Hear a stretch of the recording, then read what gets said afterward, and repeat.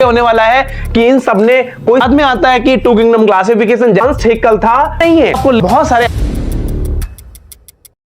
Hello everyone, मैं Ram horizon academy के channel पे फिर से हम बॉटनी की सीरीज में एक नेक्स्ट चैप्टर लेके आए हुए हैं, बायोलॉजिकल क्लासिफिकेशन। इस चैप्टर को ध्यान से समझने की जरूरत है।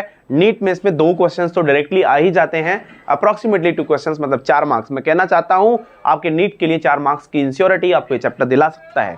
चलते हैं, स्टार्ट करते हैं इस बायोलॉजिकल क्लासिफिकेशन को। जैसे आपने देखा होगा कि लिविंग ऑर्गेनिज्म वाले चैप्टर में, द लिविंग वर्ड में, हमने जो डिस्कस किया था लिविंग कैरेक्टरिस्टिक्स और बहुत सारे ऑर्गेनिज्म को किस किस कैटेगरी में क्लासिफाई करते हैं उसके बारे में पढ़ा था। लेकिन क्लासिफिकेशन का एक अपना पुराना इतिहास रहा है। बहुत सारे साइंटिस्ट ने शुरू में जिस भी तरीके से अपने मन से किसी भी तरीके से ऑर्गेनिज्म को क्लासिफाई कर दिया था, लेकिन वो क्लासिफिकेशन कितना वैलिड था और किस तरीके से आगे बाकी साइंटिस्ट ने क्लासिफाई किया, ये चैप्टर उसके बारे में बताएगा आपको।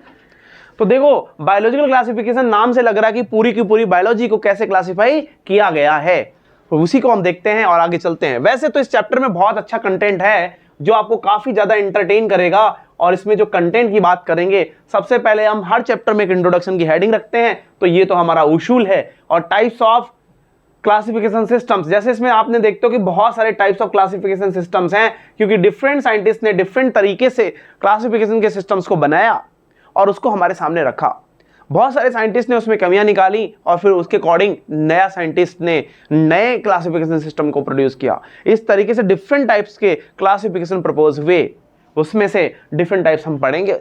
फिर देखते हैं कि 5 किंगडम क्लासिफिकेशन सिस्टम सबसे ज्यादा मोस्ट एक्सेप्टेड है, और ये अपने आप में एक टॉपिक है। किंगडम मोनेरा को जब हम पढ़ते हैं, अपने आप में एक टॉपिक है जिसमें हम बैक्टीरिया या प्रोकैरियोट्स की बात करते हैं। प्रोटिस्टा में हम यूनिसेलुलर यूकैरियोट्स की बात करते हैं। फंजाई में हम फंजाई के बारे में बात करते हैं, और प्लांटी में प्लांट्स के बारे में, एनिमलिया में एनिमल्स के बारे में, और बहुत सारे ऐसे भी लाइफ फॉर्म्स है बच्चों जिसमें कोई सेल ही नहीं है। उन लाइफ फॉर्म्स में सेल बनी ही नहीं है। अब जिनमें सेल बनी नहीं है उनको हम नॉन सेलुलर्स कहते हैं, और ये नॉन सेलुलर्स भी हम लोग इस टॉपिक में पढ़ने वाले हैं। नॉन सेलुलर्स के अलावा एक लास्ट का टॉपिक हमारा बचता है जिसको हम कहते हैं लाइकेन। तो लाइकेन भी अपने आप में काफी इंपॉर्टेंट टॉपिक है, और इसे हम किसी भी क्लासिफिकेशन सिस्टम में रखा हुआ नहीं पाते हैं, और इस क्लासिफिकेशन सिस्टम को भी हमें पढ़ना है। मतलब इस लाइकेन को भी किसी भी क्लासिफिकेशन में जगह ही नहीं मिली है। जैसे आपने देखा मोनेरा को जगह मिल गई एक किंगडम में, इन सबको जगह मिल गई है। नॉन सेलुलर्स को भी एक जगह दे ही दी गई है क्लासिफिकेशन में, लेकिन लाइकेन्स को नहीं रखा गया है। तो लाइकेन्स के बारे में हम पढ़ेंगे। लाइकेन्स वो ऑर्गेनिज्म है बेचारे जिनके बारे में हमें देखना पड़ेगा क्या है इसमें। तो चलो आपको ले आते हैं हम इंट्रोडक्शन की पहली हेडिंग्स पे। आप इसे गौर करके देखो कि बहुत सारे अटेम्प्ट्स, देखो टाइम के साथ क्या होता है ना, बहुत सारे साइंटिस्ट क्या करते हैं, डिफरेंट टाइप्स के अटेम्प्ट्स देते हैं क्लासिफिकेशन के। तो जैसे बहुत सारे कई सारे साइंटिस्ट ने डिफरेंट तरीके से अपने अपने अटेम्प्ट्स दिए, क्लासिफिकेशन किया बहुत सारे ऑर्गेनिजम्स का। लेकिन सारे के सारे में एक प्रॉब्लम थी कि नॉट यूजिंग साइंटिफिक क्राइटेरिया। जैसे कुछ लोग क्या कर रहे थे ना, एनिमल्स को ट्रांसपोर्ट की तरह यूज करते हैं। जैसे आपने सुना होगा animals use for transport, animal use to give the milk, animal use for the eggs, animal use for the flesh या मीट। तो ऐसे डिफरेंट यूज के बेसिस पे एनिमल्स को और प्लांट्स को कैटेगराइज किया गया था। जैसे plants use to make the buildings, plants use to make the boats, ऐसे तरीके से क्लासिफाई कर रहे थे, और ये तरीका ठीक नहीं था। या plants use to make the food for the plants, cattles, animals, मतलब एनिमल्स को खिलाने के लिए जो जानवर प्लांट्स यूज कर रहे थे। तो ये नॉन टेक्निकल और नॉन साइंटिफिक क्लासिफिकेशन था, जिसमें लोग मान रहे थे भैया हम एनिमल्स या प्लांट्स को जिस तरीके से यूज करते हैं वो कोई बेसिस नहीं हो सकता है, क्योंकि लाइफ फॉर्म्स जो है हमारे खाने के लिए नहीं बनी है। सिर्फ हम एक पर्सपेक्टिव में क्लासिफाई कर ही नहीं सकते, उसको देखना पड़ेगा, उसके सारे के सारे कैरेक्टरिस्टिक्स को जज करना पड़ेगा। और जैसा कि हमने वहां पे पढ़ा भी था लिविंग वर्ड में, तो वही यहां पे होने वाला है कि इन सब ने कोई साइंटिफिक क्राइटेरिया यूज नहीं किया था क्लासिफिकेशन का। इसलिए अरिस्टो जो है एक अपने आप में फिलोसोफर भी था, साइंटिस्ट भी कह सकते हो आप इसके, और कई सारे हिस्ट्री, पॉलिटिकल साइंस, सब में हर जगह इसका कोई ना कोई सेंटेंस आ ही जाता है। तो जो अरिस्टोटल था उसने सबसे पहले फर्स्ट साइंटिफिक क्राइटेरिया इसने यूज किया था क्लासिफिकेशन में, और उसने एनिमल्स और प्लांट्स को क्लासिफाई किया था बच्चों। तो देखो कैसे क्लासिफाई किया था, वो आपको थोड़ा ब्रीफ करने की कोशिश करता हूं। जैसे उसने क्या क्लासिफाई किया, ऑल ऑर्गेनिजम्स। उसने सारे ऑर्गेनिजम्स को देखा कि बहुत बहुत मोटे तौर पे उसे 2 पार्ट में तोड़ा जा सकता है। एक तो उन्होंने कहा कि एनिमल्स और दूसरे कहा कि भैया कुछ प्लांट्स हो सकते हैं, और ये बहुत सिंपल दिखता है हमको कि एनिमल्स और प्लांट्स में तो आसानी से किसी भी सारे ऑर्गेनिज्म को क्लासिफाई किया ही जा सकता है, ये वो भी सोचते थे। आज हम में से बहुत लोगों को ऐसा लगता है, लेकिन आप कहोगे नहीं सर हमने तो नीट के लिए पढ़ा है, जितना हमें पता है बहुत सारे लाइफ फॉर्म्स होते हैं, 5 टाइप तो एटलीस्ट हैं ही। बिल्कुल सही बात है, 5 क्लासिफिकेशन इसीलिए है। तो यहाँ पे एनिमल्स और किंगडम्स में क्लासिफाई किया था किसने? अरिस्टोटल ने। और एनिमल्स को उन्होंने 2 पार्ट में किया था कि विद रेड ब्लड। इनमें देखा कि कुछ में रेड ब्लड होता है, तो रेड ब्लडेड एनिमल्स को उन्होंने रेड ब्लड वाले में रख दिया, and with animals with not red blood, जिसमें रेड ब्लड नहीं होता है। अब आप किसी भी बुक में पढ़ा हुआ देखोगे, लिखा हुआ देखोगे कि इन रेड ब्लड को बोलते हैं इनेइमा और इसको बोलते हैं एनेइमा। तो इनेइमा और एनेइमा उन्होंने क्लासिफाई किया था। हमारे एनसीईआरटी में इनेइमा एनेइमा नहीं है। आप इतना ध्यान रखना कि white red blood, with red blood and with not red blood, ये 2 तरीके से एनिमल्स को कैटेगराइज कर दिया था। आप देखा होगा बहुत सारे एनिमल्स की जब डेथ होती है उसमें से रेड ब्लड निकलता है, और बहुत सारे एनिमल्स को जब भी कोई इंजरी होती है तो उसमें से रेड ब्लड नहीं निकलता है। वो सिंपल क्राइटेरिया इन्होंने यूज किया था। थोड़ा साइंटिफिक है लेकिन उतना परफेक्ट नहीं है। अभी आप आगे देखोगे कि ये कोई परफेक्ट कैरेक्टर नहीं होता। फिर देखा कि प्लांट्स में उन्होंने क्या कर दिया, बहुत सारे प्लांट्स होते हैं जिसमें लकड़ी वगैरह नहीं होती है, बहुत सॉफ्ट होते हैं, जिनको आराम से कोई भी पक्षी, चिड़िया या एनिमल खाता रहता है, उनको हम हर्ब्स कहते हैं। कुछ झाड़ियां होती हैं जिनको हम श्रब्स कहते हैं,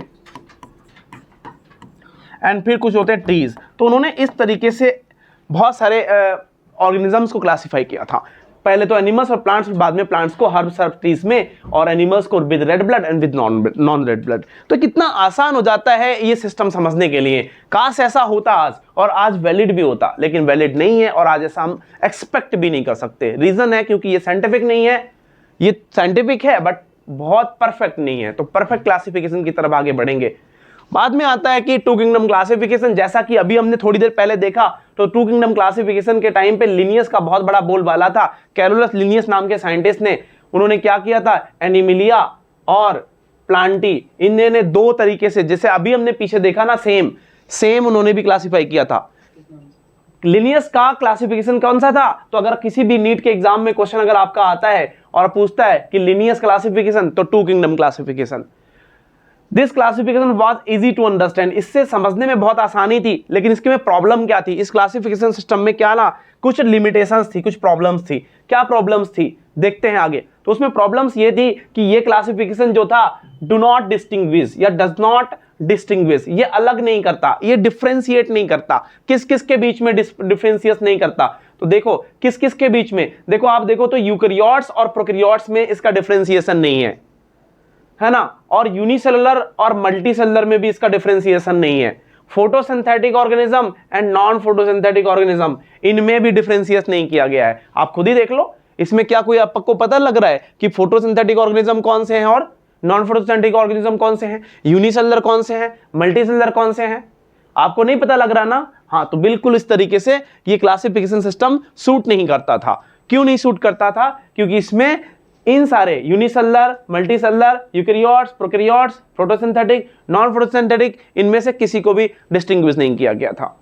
और इसमें एक और भी बात है कि ऑर्गेनिज्म को कॉन्शियस के बेसिस पे, कि जैसे कि जितना लेवल का ऑर्गेनिज्म होता है, जितने लेवल का ऑर्गेनिज्म होता है उतना ज्यादा कॉन्शियस होता है किसी भी चीज को लेके। जैसे ह्यूमन जो है टॉप एनिमल ग्रुप में आता है, एनिमल के टॉप ग्रुप में आता है, और ये सेल्फ कॉन्शियस होता है, मतलब कॉन्शियसनेस की जो हद है, एक एक्सट्रीम लेवल है, वो ह्यूमन के पास है, हमारे पास है, इसलिए हम टॉप में आते हैं, एनिमल में सबसे टॉप में हम ही आते हैं। तो इस तरीके से कोई कैटेगरीज ठीक से नहीं की गई थी, इसलिए हम कह सकते हैं कॉन्शियस के लेवल को भी इन्होंने जज नहीं किया था। ये ऐसा क्लासिफिकेशन सिस्टम था जिसमें प्रॉब्लम्स थी। इसलिए क्या हो गया, टाइम के साथ साथ क्या हो गया ना, इसलिए जरूरत पड़ गई कुछ नए कैरेक्टर्स को ऐड करने की। अब देखो, नए कैरेक्टर्स को ऐड करने से पहले हम यहाँ पे एक पॉइंट समझ लेते हैं। जैसे क्योंकि कंसाइज रिवीजन है तो कुछ पॉइंट छोड़ नहीं सकते।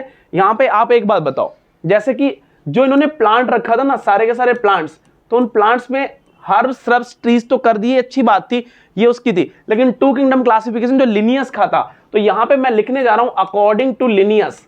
लिनियस के क्लासिफिकेशन में एक प्रॉब्लम है, एनसीईआरटी ने बहुत क्लियर नहीं लिखा है ऑल्दो पूरा सही लिखा है, लेकिन क्लियरिटी के साथ आपको खुद जज करना पड़ेगा कि वो एनसीईआरटी कहना क्या चाहती है। मैं आपको बताना चाहता हूं कि जो लिनियस था उनके अकॉर्डिंग प्लांट्स में क्या हुआ था पता है? तो प्लांट्स में उन्होंने यहाँ पे मोनेरा, आपको पता है ना जिसके जितने भी बैक्टीरिया हैं, तो यहाँ पे अगर मैं देखूं तो जितने भी बैक्टीरिया हैं वो सबके सब प्रोकैरियोट हैं। तो बैक्टीरिया फंजाई और जैसे कि आप जानते हैं कि ब्रायोफाइट आगे आप पढ़ोगे प्लांट किंगडम में, टेरिडोफाइट, जिम्नोस्पर्म एंड एंजियोस्पर्म, इनको सबको डिटेल में हम पढ़ेंगे। तो ये जितने भी प्लांट्स हैं, इन प्लांट्स में इनको सबको रख दिया गया था, बैक्टीरिया को रख दिया गया था, जो क्या थे अब आप खुद ही देखना कि बैक्टीरिया कैसे होते हैं, प्रोकैरियोटिक होते हैं, और कैसे होते हैं, यूनिसेलुलर होते हैं, है ना। और ब्रायोफाइट कैसे होते हैं, फोटोसिंथेटिक होते हैं, टेरिडोफाइट, जिम्नोस्पर्म ये सब फोटोसिंथेटिक होते हैं। लेकिन फंजाई कैसा होता है, नॉन फोटोसिंथेटिक होता है। तो आप यहां पे क्या देख रहे हो, प्रोकैरियोटिक, और ये सब क्या होते हैं, ये सब यूकैरियोटिक होते हैं। तो आप कह सकते हो कि टू किंगडम क्लासिफिकेशन जो लिनियस का था वो प्रोकैरियोटिक और यूकैरियोटिक को डिफरेंशिएट नहीं कर रहा था। और एक और चीज कि वो यूनिसेलुलर और ये सब मल्टीसेलुलर्स हैं। तो यूनिसेलुलर और मल्टीसेलुलर को भी डिफरेंशिएट नहीं कर रहा था। और क्या नहीं कर रहा था, फोटोसिंथेटिक एंड नॉन फोटोसिंथेटिक को भी डिफरेंशिएट नहीं कर रहा था। तो ये चीज पता चल जाती है कि उन्होंने जिस तरीके से प्लांट्स को एक में इंक्लूड किया था, सारे प्लांट्स में उन्होंने बैक्टीरिया और इन सबको इंक्लूड कर दिया था, उससे ये वाली प्रॉब्लम्स, यूकैरियोटिक प्रोकैरियोटिक का डिफरेंस, यूनिसेलुलर मल्टीसेलुलर का डिफरेंस, फोटोसिंथेटिक नॉन फोटोसिंथेटिक का डिफरेंस, ये किया ही नहीं गया था। और जब तक ये क्लासिफिकेशन सिस्टम में क्लियर ना किया जाए तो क्लासिफिकेशन बनता नहीं है, साइंटिफिक अच्छे लेवल का नहीं बनता। इसलिए वहां पे क्या जरूरत पड़ गई, बहुत सारे नए कैरेक्टर्स को ऐड करने की जरूरत पड़ गई। अब देखो आपसे क्वेश्चन पूछा जा सकता है कि which problems has been resolved from the two kingdom classification of Linnaeus. Linnaeus के क्लासिफिकेशन सिस्टम में कौन कौन सी प्रॉब्लम्स थी जो रिमूव कर दी गई। तो वहां पे मार्फोलॉजिकल कैरेक्टर को ऐड कर लिया गया। और देखो मार्फोलॉजिकल कैरेक्टर का मतलब होता है एक्सटर्नल कैरेक्टर, जितना भी बाहरी कैरेक्टर है वो तो क्लासिफिकेशन में यूज करते ही हैं, उनके साथ साथ प्लस कर दिया गया किन किन चीजों को, सेल स्ट्रक्चर, है ना, nature of cell wall and mode of nutrition, habitat, method of reproduction and evolutionary relationships. तो जब आपको लगता है कि ये सारे कैरेक्टर्स भी जरूरी हैं क्लासिफिकेशन के लिए, तो ये सारे के सारे कैरेक्टर ऐड कर लिए गए क्लासिफिकेशन को। आगे के क्लासिफिकेशन टू किंगडम के बाद में जब भी 3 किंगडम, 4 किंगडम, 5 किंगडम, 6 किंगडम भी क्लासिफिकेशन आया तो उन सब में इन कैरेक्टर्स को इंपॉर्टेंस दी जाने लगी। और यही इंपॉर्टेंस कैरेक्टर्स की 5 किंगडम क्लासिफिकेशन में आपको साफ साफ देखने को मिलेगी। देखो आप, तो यहां पे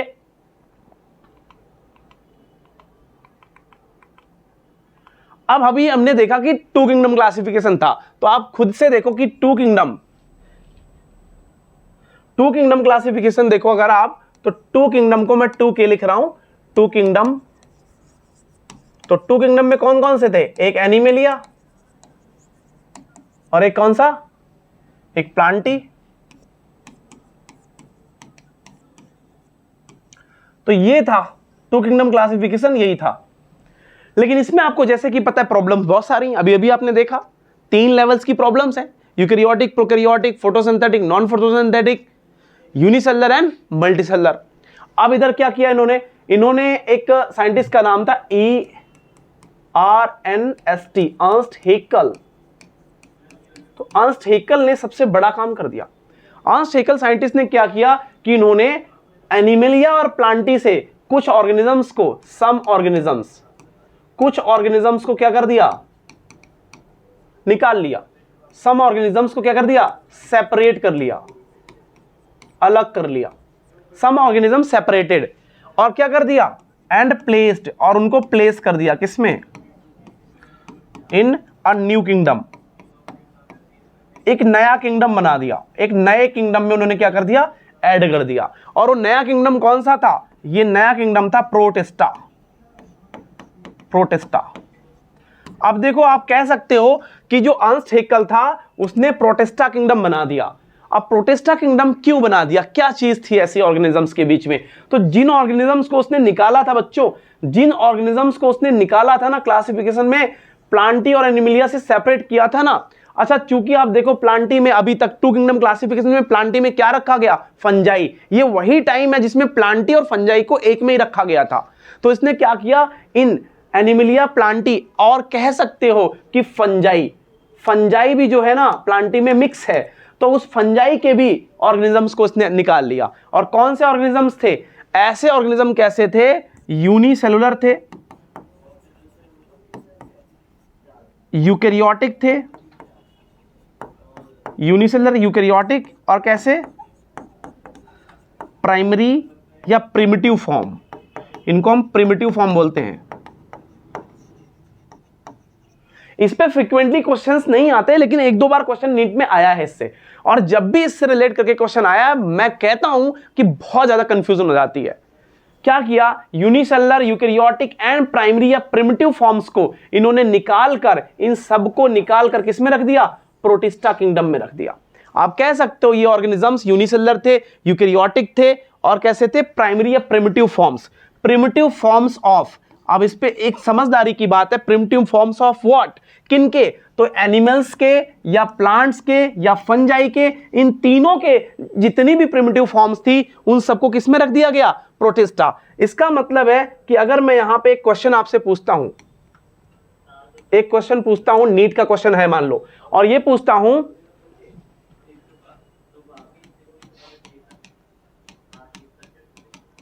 primitive forms of Plantae, Plantae के प्रिमिटिव फॉर्म्स क्या हैं? या इसी क्वेश्चन को एक्सटेंड कर देता हूं कि primitive forms of animalia, animalia की प्रिमिटिव फॉर्म्स क्या हैं? और अगर आपको यह लग जाए पता कि प्रिमिटिव फॉर्म्स एनिमल्स की क्या है, फंजाई की क्या है, प्लांट्स की क्या है, तो आप आसानी से बता पाओगे कि प्रोटिस्टा किंगडम में किन ऑर्गेनिजम्स को रखा गया था, क्योंकि वो प्रिमिटिव फॉर्म्स ही तो थी।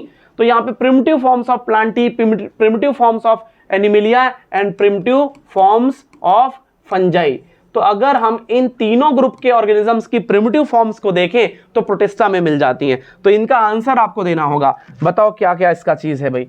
तो देखो, प्रिमिटिव फॉर्म्स ऑफ प्लांटी में आप देखोगे कि यहां पे प्रिमिटिव फॉर्म्स ऑफ प्लांटी के जो मिलेंगे आपको, यूकेरियोट बट होने चाहिए, है ना, प्रिमिटिव फॉर्म्स ऑफ यूकेरियोट्स। तो ये मतलब प्लांटी यूकेरियोटिक होनी चाहिए। तो इसमें आ जाता है हमारा, देखो, desmids, diatoms, dinoflagellates and euglenoids. तो ये आपको पता होनी चाहिए। हम अभी प्रोटिस्टा में इसको पढ़ने वाले भी हैं, किंगडम प्रोटिस्टा को डिटेल में पढ़ेंगे। और एनिमल्स की कौन सी है? तो एनिमल्स की प्रिमिटिव फॉर्म को बोलते हैं प्रोटोजोआ। प्रोटोजोआ, जोआ का मतलब होता है प्राइमरी, प्रोटोजोआ का मतलब होता है एनिमल्स, और प्रोटो का मतलब होता है प्राइमरी। तो प्राइमरी एनिमल्स को प्रोटोजोआ में रखा गया, ये प्रिमिटिव फॉर्म है। ऐसे ही फंजाई में कौन से आ जाते हैं? Slime moulds. Slime moulds, moulds का नाम ही एक्चुअली फंगस होता है, मोल्ड्स एंड स्लाइम। तो इस तरीके से आप समझ सकते हो कि फंजाई के प्रिमिटिव फॉर्म स्लाइम मोल्ड्स थे, जिनको प्रोटिस्टा में रखा गया। और इस किंगडम को क्या बोला गया? तो इस किंगडम को बोल दिया गया, इस किंगडम को टू किंगडम से जो निकाल के उन्होंने प्रोटिस्टा बनाया, इस तरीके से आप क्या देखते हो? तो इस तरीके से आपको देखने को मिलेगा थ्री किंगडम। क्या देखने को मिलेगा? Three kingdom classification, three kingdom classification. और इसमें नाम किसका आता है? HAECKLE, हेकल, अर्नेस्ट हेकल का नाम आता है। और इसमें कौन कौन से किंगडम हो गए? अब एक किंगडम हो गया, देखो, किंगडम प्लांटी, किंगडम एनिमेलिया, और कौन सा किंगडम? प्रोटिस्टा। तो अब आपको क्लियर है बच्चों कि यहां पर जो अर्नेस्ट हेकल के अकॉर्डिंग थ्री किंगडम क्लासिफिकेशन तैयार हुआ, रेडी हुआ, उसमें तीन किंगडम कौन कौन से थे? तो वो तीनों किंगडम थे प्लांटी, एनिमिलिया एंड प्रोटिस्टा। समय के साथ बदलाव आता है, और एक थ्री किंगडम क्लासिफिकेशन में भी लोगों को कंफ्यूजन्स रहती हैं। तो उन्होंने उसके लिए क्या किया? Four kingdom classification. अब मैं डायरेक्टली, वही सिंपल चीज है कि उन्होंने कोई ना कोई चीज को निकाल के किसी में क्लासिफाई किया होगा। तो 4 किंगडम में क्या है, एक साइंटिस्ट का नाम था हर्बर्ट कोपलैंड। तो हर्बर्ट कोपलैंड नाम के साइंटिस्ट ने क्या किया, उन्होंने क्या किया, सेपरेटेड, उन्होंने सेपरेट कर लिया बच्चों, किसको सेपरेट कर लिया, separated prokaryotic forms, prokaryotic organisms को उन्होंने सेपरेट कर लिया। जब प्रोकैरियोटिक को सेपरेट कर लिया तो उसको प्लेस भी किया होगा ना, एंड प्लेस्ड इन, उनको रख कहां दिया, प्लेस्ड इन न्यू किंगडम, फिर से उन्होंने क्या कर दिया, नया किंगडम बना दिया। और इस नए किंगडम को क्या बोला गया, इस नए किंगडम को बोला गया फोर्थ किंगडम, फोर्थ किंगडम बना दिया। और फोर्थ किंगडम का नाम क्या रख दिया उन्होंने, नेम्ड, और उसका नाम क्या रख दिया भाई, उसका नाम रख दिया मोनेरा। और इसलिए अब क्या हो गया, इसलिए क्लासिफिकेशन सिस्टम कैसा हो गया यहां पे, इसलिए क्लासिफिकेशन आपको समझ में कितना अच्छे से आ पा रहा होगा अगर आप इन चीजों को रिलेट कर पा रहे होंगे कि अच्छा ऐसा हुआ। तो क्यूरियोसिटी थोड़ी सी मेंटेन करके रखिए, जब आपको ये क्वेश्चंस नीट में मिलेंगे 4 मार्क्स देके जाएंगे, आप डॉक्टर बनने के काफी करीब होंगे। इसलिए ध्यान रखना है आपको कि क्लासिफिकेशन सिस्टम अब कैसा हो गया, क्लासिफिकेशन सिस्टम 4 किंगडम वाला हो गया। और 4 किंगडम में पहला किंगडम कौन कौन सा बताओ चलो। तो एक तो हमारा मोनेरा आ गया, क्या आ गया, मोनेरा। फिर क्या आ गया, प्रोटिस्टा, जो अभी थोड़ी देर पहले अर्नेस्ट हेकल ने क्लासिफाई किया था, प्रोटिस्टा। और जब उन्होंने फिर देखा पहले से प्रेजेंट कौन सा था, प्लांटी। और फिर एक और कौन सा पहले से प्रेजेंट, एनिमेलिया।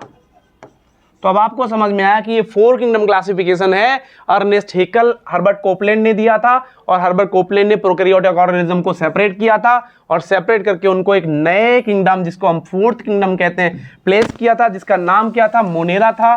और इस मोनेरा में उन्होंने सारे के सारे बैक्टीरिया को रख दिया था। इस तरीके से Monera, protista, Plantae and Animalia, the 4 kingdom ready हो गया। बट फिर भी एक नया साइंटिस्ट आया और उसने 5 किंगडम क्लासिफिकेशन प्रपोज कर दिया। अब ये 5 किंगडम क्लासिफिकेशन आपके सामने जो ये है, आर.एच. व्हिटेकर नाम का वो साइंटिस्ट था। तो आपको पता है यहां पे ये लगाना है क्या क्या चीजें ध्यान देने वाली हैं। तो यहां पे देखो, आर.एच. व्हिटेकर नाम का एक साइंटिस्ट था, उसने 5 किंगडम क्लासिफिकेशन सजेस्ट किया था।